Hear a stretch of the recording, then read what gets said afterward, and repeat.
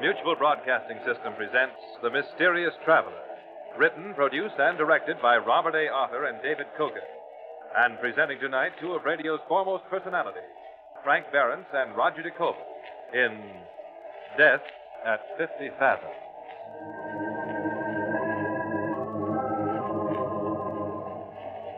This is the Mysterious Traveler, inviting you to join me on another journey into the realm of the strange and the terrifying.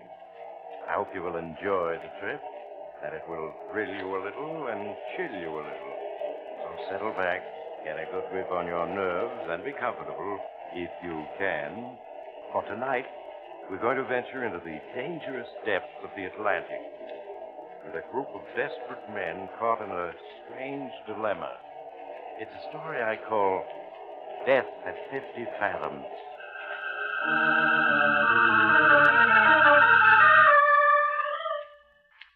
I suppose you've been reading the newspapers these last few weeks. You saw those headlines. Mystery sub sighted off Pacific coast, and traitor vanishes as mystery sub is sighted, and all the others. Well, Joe Briggs read them too, as well as heard the story one evening when he dropped into the corner bar near the radio repair shop. Total damage caused by the fire was close to $1 million. Hi, Joe. What'll it be? Give me a glass of rock beer. Okay, $1 coming up. Hey, what's that news commentator saying about a mystery sub? Let me listen to that. Official comment has come from the Navy Department. Accept the statement, we are investigating. One rumor insists that the appearance of the mystery sub is connected with former German dictator Adolf Hitler. According to unidentified sources, Hitler is hiding somewhere in South America and being supplied by submarine. However, official circles regard this story as being fantastic. This summary of the last-minute news has been brought to you by Mystery submarines. Hitler hiding in South America. What'll they think of next? Yeah, it's screwy, all right. But I could tell you a story that's even screwier. Huh? I know what happened to Hitler. And where he is now. Yeah? Yeah. I thought the Russians found his body when they captured Berlin. Well, maybe they found a body, but it wasn't his. Whose was it? A double. Hitler did try to get away by submarine, see? And no, you wouldn't believe it if I told you. Try me and see. Okay. Only, I never told it before, you see. Not even to my buddies when I was in the Navy. Why should I be called nuts and sent up for observation? So, don't believe me. Just call it, a story. And you can stand me a beer when I've finished, eh? All right, Joe. It's just a story. Check. Well, it began the night after the war in Europe ended. I was in the Navy then. I was a radio operator on board the destroyer Spindrift. It was late at night, and I was half asleep in the radio room, the receiver over my ears, when I heard it. A voice that seemed to come whispering out of no place. Hello? Can you hear me? Can anybody hear me? Please, if you can hear me. Voice faded out again. It was a German voice, talking English good. I turned the controls, and it came back, stronger. Hello? This is Oberleutnant Reiner of the undersea boat Wolf. Listen to me. Anybody who may be picking up this message, please listen. Nobody can help us. But it makes it easier to talk. Easier to face what's coming. Easier to face death. Yes, death. We are doomed, and we know it. And yet only yesterday we thought all danger was past. Yes, just yesterday afternoon, as we were cruising on the surface, recharging our batteries, we thought our mission was as good as accomplished. Captain Metz was on the bridge with our very special passenger, who called himself Herr Schmidt. Though, of course, we all knew who he was. A beautiful day, Captain. Particularly gratifying after our long submersion. Yes, Your Excellency. Pardon me, Herr Schmidt. You must not take the slightest risk as long as I am aboard, Captain Metz. We have lost, but I shall yet win. You hear? I shall win. For it would be disloyal of me to believe anything else, Herr Schmidt. In South America, I will make my plan. The world will think me dead. Instead, I will be hidden, where I can direct our rebirth. Quite so, Your Excellency. Pardon me, the lookout has sighted something. Ach, yeah, there's a lifeboat drifting 3 points off our starboard bow. Pitching and tossing on the gray waves of the Atlantic ahead of us was a lifeboat, crowded with gaunt-faced men who watched with hostile eyes as we came alongside. A dozen yards away, Captain Metz ordered the engine stopped, and then, as our illustrious passenger looked on with his cloak concealing his face, Captain Metz questioned the men in the lifeboat. You in the lifeboat. Who's in charge? I am, Master Reich. What's your name? What ship? What cargo did you carry? What port were you cleared for? Captain Walter McCaffrey of the mountain. We were a relief ship carrying crude and medical supplies. When one of your murdering dogs torpedoed us. That's enough, Captain Jensen. You may pull away now. The nearest land is 300 miles due west of you. Aye, we'll pull away. And glad to get out of the safe part of the ocean with you. Oil, man! Let's get where we can breathe air not contaminated by these skunks.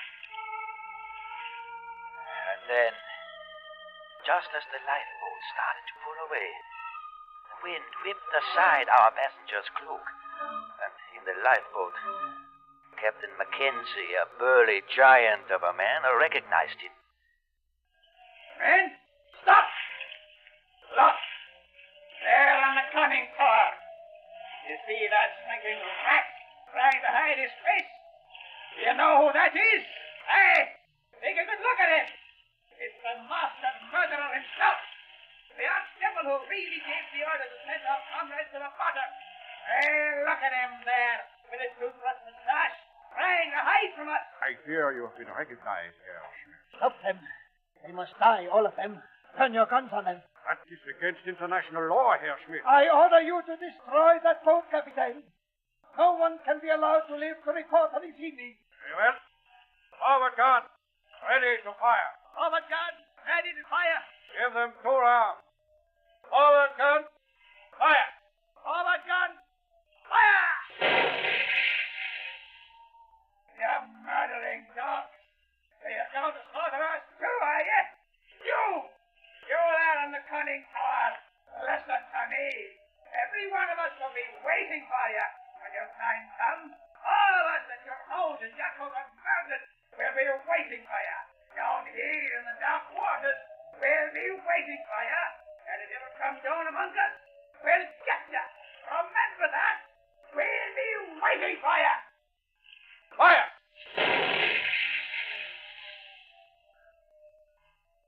They're gone. Yeah, and directly. There will be no eyewitness to tell of seeing you aboard a submarine in these waters, Herr Schmidt. The world must never guess I have left Germany. The whole future of the fatherland depends. What is that? That sound? Bombers, patrol bombers coming this way. Get below at once. They're going down. We made a crash dive and fled into the concealing depths of the ocean. A few bombs exploded, but far away, the patrol planes were too late. Crisply, Captain Metz gave the necessary orders while our illustrious passenger looked on, his face pale. What's our depth, Wheeler? 75 feet, sir. Good. We were too fast for them. The bombs. They are coming closer. Now they've lost us. They're forming at random now. Yes, we are safely away. The depth, Wheeler? 90 feet, sir. 90 is enough. Level her. Level her, sir. We'll set our course at 180. Level her, I said. We're still diving. The leveling planes. He won't respond, sir. What? Hey, that they're jammed. The operating motors are broken down. We are damaged. The bombs have damaged. Nonsense. There wasn't a bomb close enough to break an egg. Miller, on deck. 120 feet, sir. Lieutenant Heiner, order half speed ahead. Half speed ahead.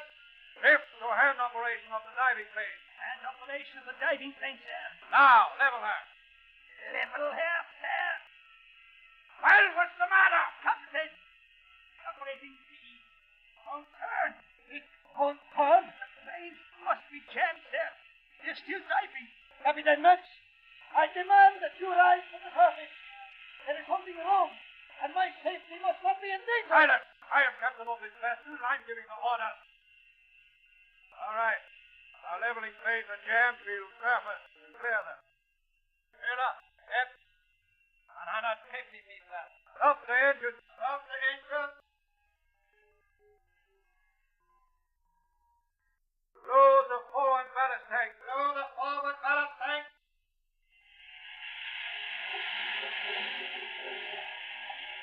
Our bow is beginning to come up, sir. We are leveling off. Hold her as she is. Hold her as she is. Miller, how fast are we going up? Not rising at all, sir. That's surprising. We must be. It's diving. 20 feet a minute.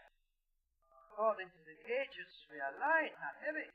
We can't still be diving. Captain, I order you to take me to the surface immediately. Do you hear? I am just as interested as you in reaching the surface, Herr Schmidt. Blow the main ballast tank. Blow the main ballast tank.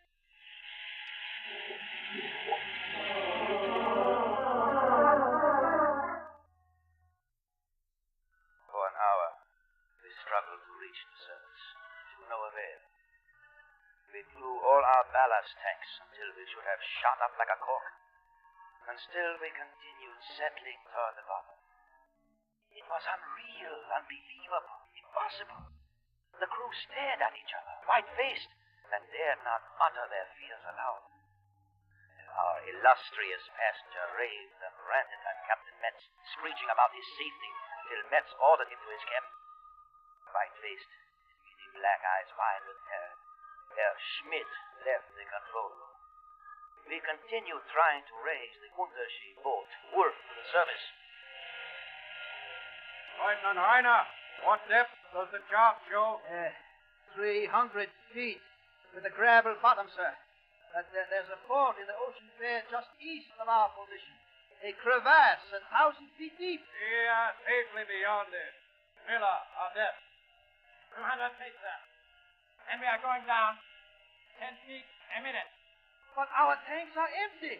We should be going up. Nevertheless, we are going down. And as long as we are, we will bottom and surface for repair. Who said that? Who spoke there, Lieutenant? I don't know, sir. Miller! Not I, sir. Fire!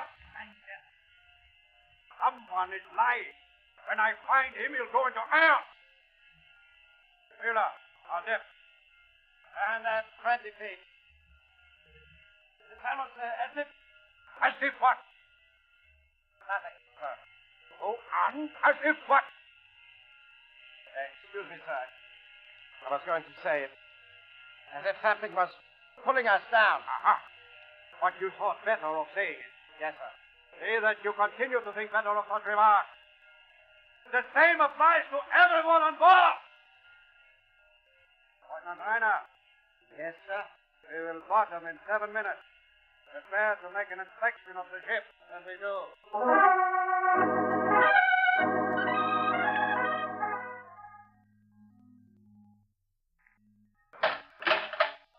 Well, Lieutenant? I have finished the inspection. Your report? Everything is in perfect order, sir. There are no leaks, the batteries are fully charged, all motors in working order, all pumps operating. Then, obviously, there is no reason we should not surface when we choose to do so. No, sir. Miller, what word of the destroyer? I have heard no propeller sound for 2 hours. And we will surface. Blow the auxiliary tanks. Blow the auxiliary tank, sir.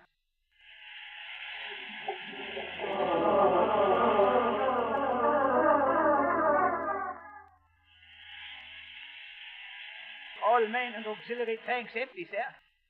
All tanks empty. Captain Metz, We have blown all our tanks, and we have not risen 1 inch. I am aware of it, Lieutenant Reiner. Do you take me for an imbecile? No, sir. It's just that it's impossible. Obviously, we are stuck on a mud bottom. But the bottom here is travel. The chart says so. The chart is wrong. I say it's mud, you hear? Yes, sir. Mud. And so we will have to use the motors to pull ourselves free. Signal full speed ahead. Yes, sir. Full speed ahead.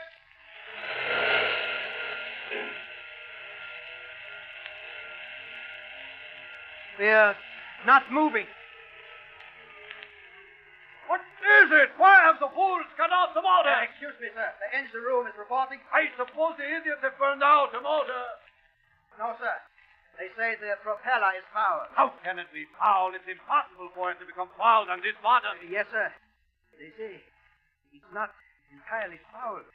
It will turn, but only very slowly. As if what? They say it turns as if a lot of hands were holding it to keep it from revolving. Fools! Imbeciles! When we get back to our base, I'll court-martial every man aboard. Got entangled in a little seaweed, that's all. We may be able to reverse the propeller and free it. Full speed astern, Lieutenant Reiner. Full speed astern!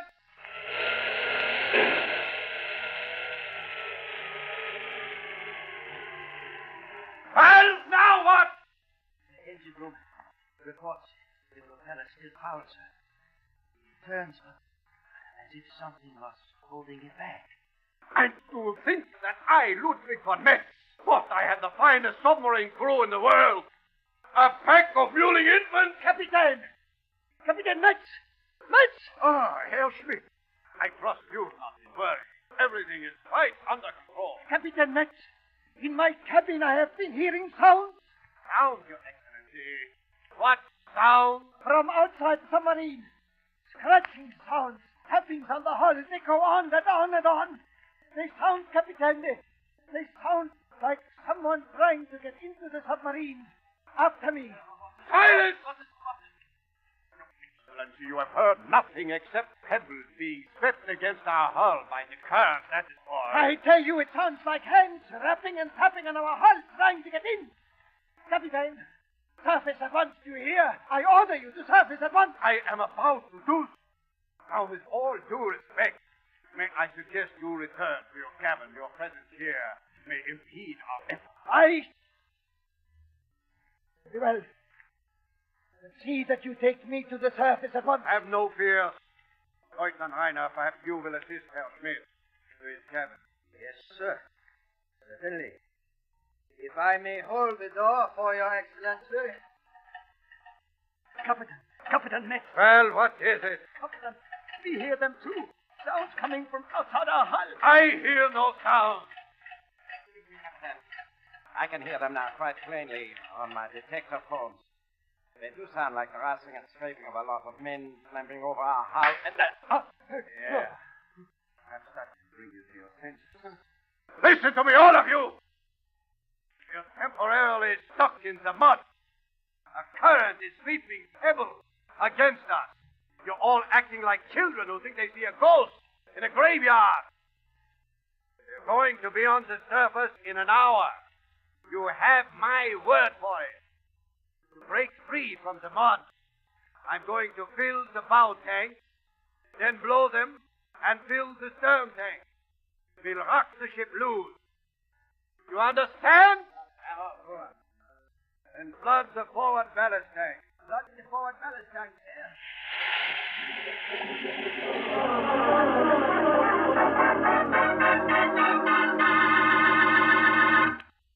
Captain Metz. Yeah, Herr Leutnant.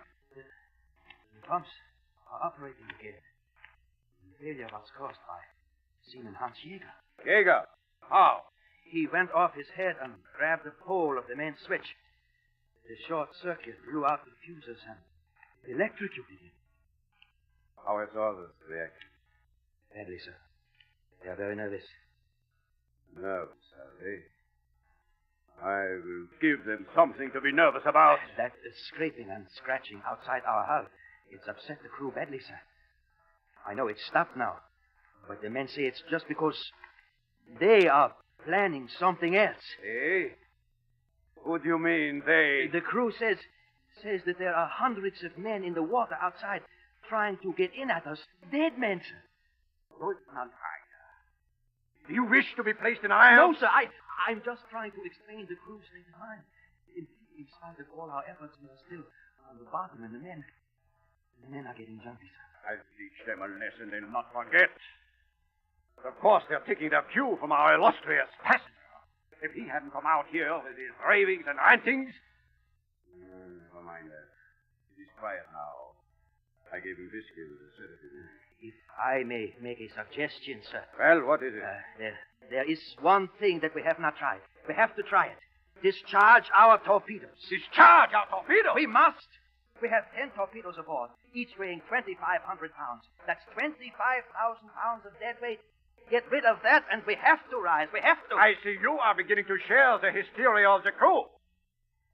However, I accept your suggestion. Order the discharging of the torpedoes to begin at once. Yes, sir. At once.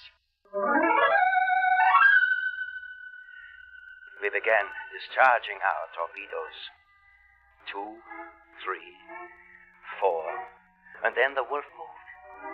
It jolted and moved, but not upward toward the surface. To my horror, as I watched the gauges, we began to move downward. 50 feet, 60 feet. We slid ever deeper into the ocean's depths, as if down a steep slope on the bottom. After we had fired 6 torpedoes, we were actually 100 feet deeper than we had been. And then the discharge of torpedoes stopped. And I went forward to find out what was wrong. It's no use, I tell you. It is no use. We're going down, not up. Down. What's going on here? Why haven't the rest of the torpedoes been discharged? You know how it's going on like that. We have fired 6 torpedoes to lighten ship. We have just sunk deeper. Right. Deeper. Always deeper. Our plates won't stand it. We'll be crushed, drowned like rats in a trap. Maya, be quiet. Why should I be quiet? We all know our tanks are empty. We should have been on the surface long ago. We're being held down by 1,000 dead men, crawling all over us, scratching at our plates, trying to get in. They've come from all over the 7 seas just to hold us down, just to see if we don't get away. Listen. Listen to them. You can hear them now. Listen. Maya, come to your senses. It's only our plates groaning under the pressure. Hey, listen. You know better. We all know better.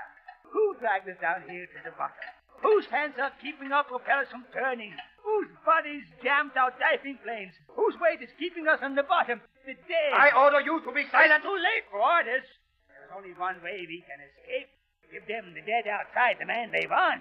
They want our passenger, the one who calls himself Herr Schmidt. We all know who he is, and so do they. Oh, and they've come to get him. You are under arrest. Grab him, you men. Hey, listen, all of you. Let us go get this Herr Schmidt, put him in the torpedo tube, and send him out to the dead, outside. Let them have him. Then they let us go free. It is our only hope. Fire! Captain Knight.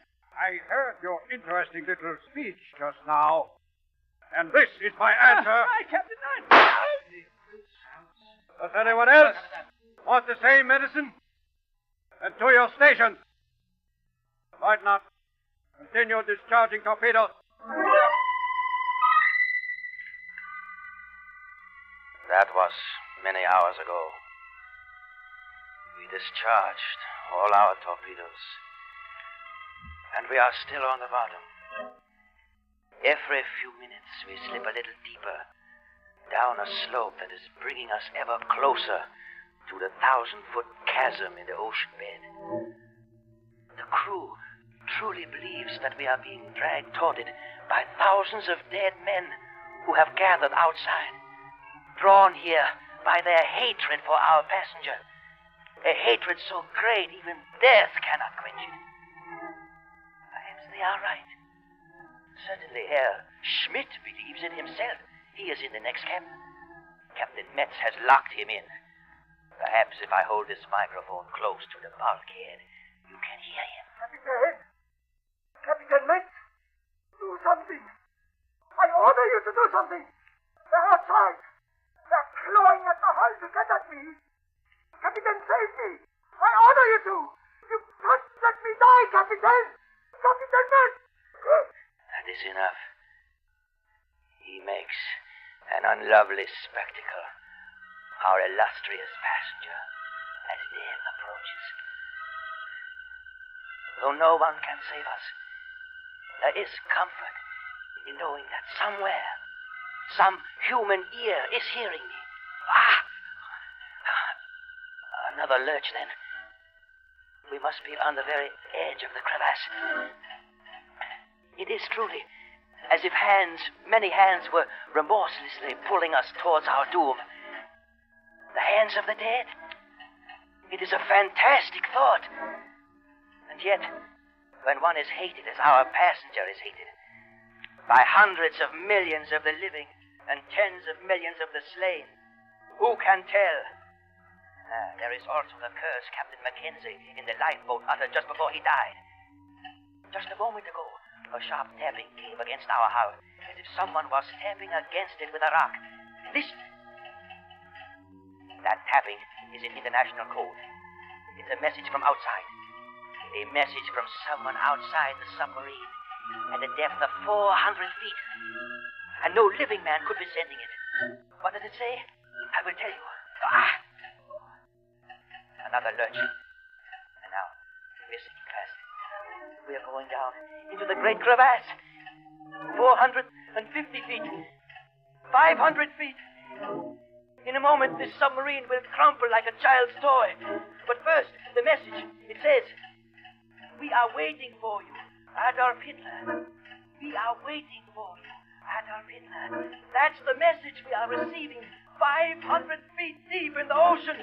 And now, our planes are cracking. We're done for!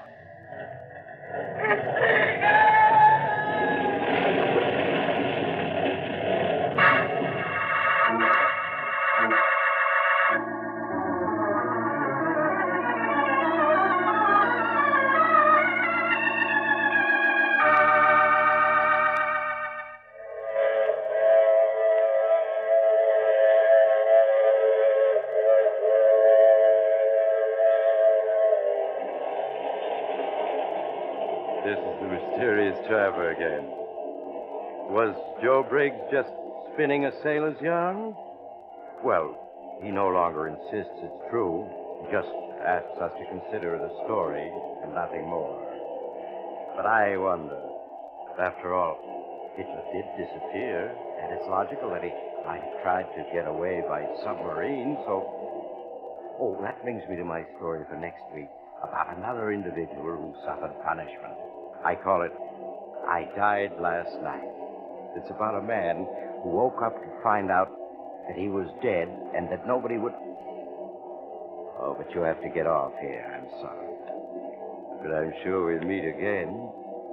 I take this same train every week at this same time.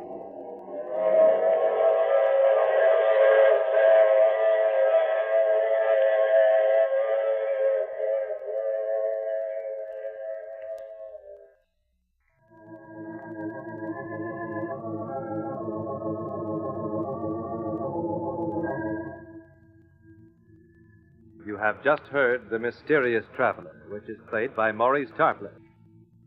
In the cast were Frank Behrens, Roger de Kogan, Robert Dryden, and Ronald Dawson. Original music is composed and played by Al Finelli. This is Bob Emmerich speaking.